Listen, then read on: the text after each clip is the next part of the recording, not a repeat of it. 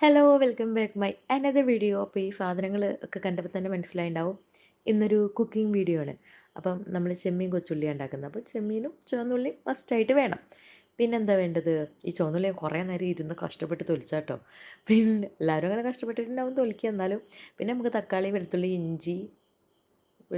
ഇഞ്ചി പച്ചമുളക്, പിന്നെന്താ കറിവേപ്പില, പിന്നെ തേങ്ങാപ്പാലിന് ഇവിടെ തേങ്ങ ഇല്ലാത്തതുകൊണ്ട് ഞാൻ നമ്മളെ കോക്കനട്ട് പൗഡർ വാങ്ങിയതാട്ടോ പാലുണ്ടാക്കാൻ വേണ്ടിയിട്ട്. അപ്പോൾ ഇത്രയും സാധനങ്ങളുണ്ടെങ്കിൽ നമുക്ക് അടിപൊളിയായിട്ടൊരു ചെമ്മീൻ കൊച്ചുള്ളി ഉണ്ടാക്കാം. അപ്പം ഇതിൻ്റെ ശരിക്കും ഞാൻ പറയുന്ന അല്ലാതെ നിങ്ങൾക്ക് നല്ല ഡീറ്റെയിൽഡ് ആയിട്ട് വേണമെന്നുണ്ടെങ്കിൽ യൂട്യൂബിൽ വേറെ വീഡിയോസ് ഉണ്ട് കേട്ടോ.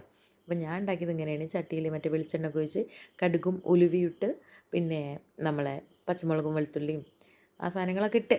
പക്ഷേ എനിക്കിതിൽ കടുകിട്ടത് എന്താണെന്ന് എനിക്ക് അങ്ങോട്ട് ഇഷ്ടമാവുന്നില്ല കേട്ടോ. എനിക്കത് ഒട്ടും ഒട്ടും ഇങ്ങോട്ട് അക്സെപ്റ്റ് ചെയ്യാൻ പറ്റുന്നില്ലായിരുന്നു. പിന്നെ പറഞ്ഞ സ്ഥിതിക്ക് അത് അങ്ങോട്ട് ഇട്ടാന്ന് വിചാരിച്ചു. അങ്ങനെ നമ്മൾ വെളിച്ചെണ്ണയിൽ കടുക് പൊട്ടിച്ച് ഉലുവ പൊട്ടിച്ച് പിന്നെ വെളുത്തുള്ളി പച്ചമുളക് ഇഞ്ചി ചുവന്നുള്ളി ആ സാധനങ്ങളൊക്കെ ഇട്ട് എന്നിട്ട് എന്ത് ചെയ്യുക, അതൊക്കെ നന്നായിട്ട് വാടി വരുന്നവരെ നമ്മൾ വെയിറ്റ് ചെയ്യണം. ആ സമയം കൊണ്ട് അവിടെ തേങ്ങാപ്പാൽ ഉണ്ടാക്കി കേട്ടോ. പക്ഷേ തേങ്ങാപ്പാലിൽ ഇത്തിരി വെള്ളം കൂടി പോയി, കുഴപ്പമില്ല. പിന്നെ ഉണ്ടാക്കി വന്നപ്പോൾ അത് കറക്റ്റായി. ഞാൻ വിചാരിച്ചു അത് വെള്ളം ഒഴിച്ചപ്പോൾ കുറച്ച് കൂട്ടിയിട്ടുണ്ടാവുന്നു. പക്ഷേ ഇല്ല, എല്ലാ കണക്കുകളും കണക്കായിട്ട് തന്നെ വരുന്നുണ്ട്. അങ്ങനെ നമ്മളെ ചുവന്നുള്ളി ഏകദേശം വാടിയിട്ടുണ്ട് കേട്ടോ. വാടിയപ്പം പിന്നെ ഞാനതിലേക്ക് നമുക്ക് ആവശ്യാനുസരണമുള്ള മുളക് പൊടി, മഞ്ഞൾപ്പൊടി, ഉപ്പ്, കുരുമുളക് പൊടി ഇത്രയും ഇടണം. എനിക്ക് സത്യം പറഞ്ഞാൽ ഞാൻ അങ്ങനത്തേലൊക്കെ നല്ലോണം ഗരം മസാലപ്പൊടിയൊക്കെ ഇടും. ഇടാൻ പറ്റാഞ്ഞിട്ട് എനിക്ക് ഭയങ്കര മനോവിഷമം ഉണ്ടായിരുന്നു.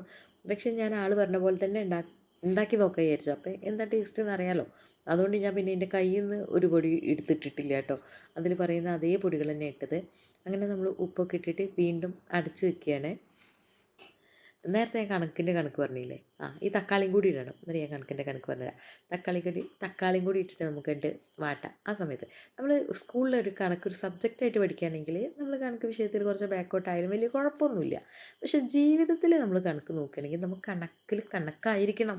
എന്താണെന്ന് വെച്ചാൽ ആ കണക്ക് മറ്റേ കണക്കല്ല കേട്ടോ, നമ്മൾ പെർഫെക്റ്റ് ആയിരിക്കണം.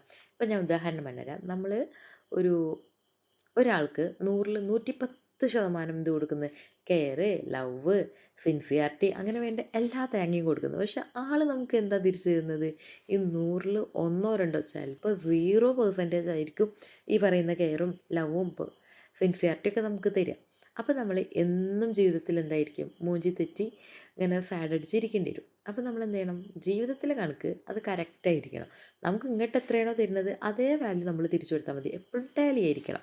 ഇതിൻ്റെ ഇടയ്ക്ക് വീഡിയോയിൽ നിങ്ങൾ കണ്ടിട്ടുണ്ടാവുമല്ലോ, ഞാൻ ആ പൊടിയൊക്കെ ഇട്ടതിന് ശേഷം ചെമ്മീനും ഇട്ട് ഒന്നും കൂടി നന്നായിട്ട് വേവിച്ച് അത് കഴിഞ്ഞിട്ട് എന്താക്കി, ആ സമയത്ത് ഉപ്പ് കുറവാണെങ്കിൽ ഉപ്പൊക്കെ ഇട്ട് കൊടുക്കണം. പിന്നെ നന്നായി വെന്തെന്ന് തോന്നിയപ്പോൾ ഞാൻ തേങ്ങാപ്പാൽ നേരത്തെ ഉണ്ടാക്കി വെച്ചതും കൂടി ഒഴിച്ച് അപ്പോൾ ഒരു കറി ഫോമിലാട്ടായത്. അപ്പം ഞാൻ അതൊന്നും കൂടി വറ്റിച്ചെടുക്കുകയാണ്. ഞാൻ വച്ചിട്ടൊക്കെ എടുത്ത് നമ്മൾ ചെമ്മീൻ കറിയൊക്കെ റെഡി ആയപ്പോൾ ഞാനും ഉമ്മയും കൂടെ ചോറ് കഴിക്കായിരിക്കും കേട്ടോ. ആയിഷൂട്ടിയുണ്ട്. പിന്നെ ഇതിൻ്റെ കൂടെ ഞാൻ പരിപ്പ് കുത്തിക്കാച്ചിയതാണ് ഉണ്ടാക്കിയത്. തൃശ്ശൂർക്കാർ സ്പെഷ്യൽ. അത് ഞാൻ അവിടെ DLD പഠിക്കാൻ പോയപ്പം കിട്ടിയതാട്ടോ ഈ പരിപ്പ് കുത്തിക്കാച്ചിയത്. അന്ന് എനിക്കത് വലിയ ഇഷ്ടമില്ലായിരുന്നു. പിന്നെ സുഫിൽക്കേൻ്റെ ഉണ്ടാക്കിയപ്പോഴാണ് എനിക്കത് ഇഷ്ടമായത്. പണ്ട് എനിക്ക് തീരെ ഇഷ്ടമില്ലായിരുന്നു.